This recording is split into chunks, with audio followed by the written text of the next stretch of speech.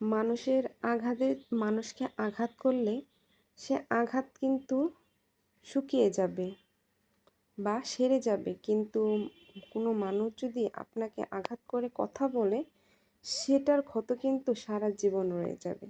আসসালামু আলাইকুম, সবাই কেমন আছেন? আশা করি সবাই অনেক বেশি ভালো আছেন। মানুষের জীবনে খারাপ সময় ভালো সময় এটা তো থাকবেই, কারণ মানুষেরকে খারাপ সময়ে মানুষকে বোঝা যায় কে কেমন। খারাপ সময়ে কে আপনার পাশে ছিল, কাছের মানুষ, বন্ধু বান্ধব, আত্মীয় স্বজন সবাইকে চেনা যাবে যে কে আপনার প্রতি কে কতটা দুর্বল। বিপদের সময় কে আপনার পাশে থাকে সবাইকেই চেনা যায়।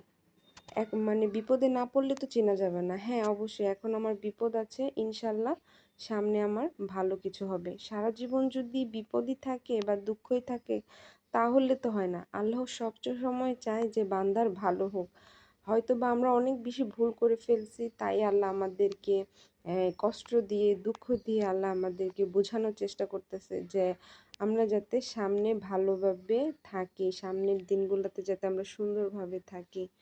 তো খারাপ সময়ে যে কাছের মানুষগুলা যে কিছু কিছু কথা বলে, যেমন খুব কাছের মানুষ, বন্ধু বান্ধব বলেন, আত্মীয় স্বজন বলেন, কত ধরনের কথা বলে, তখন কিন্তু খুব বেশি কষ্ট হয়।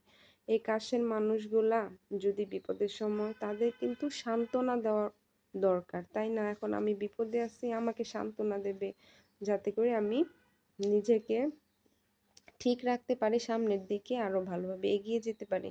কিন্তু না, তারা আরো মানে বুঝায় দিব যে তারা কিরকম। আর এই খারাপ সময়গুলাতে যে মানুষগুলা আমাদের পাশে দাঁড়ায় বা আমাদের মনে শক্তি যোগায় যে না ঠিক আছে তুমি ভাইঙা পড়ো না, ইনশাল্লাহ সামনের দিকে এগিয়ে আসবো, হ্যাঁ তখন যখন আমার ভালো সময় থাকবে তখন তো অবশ্যই বোঝা যাবে। তো খারাপ সময় সব সময় থাকে না, ইনশাল্লাহ ভালো সময় আসবে। সবাই ভালো থাকবেন। আসসালামু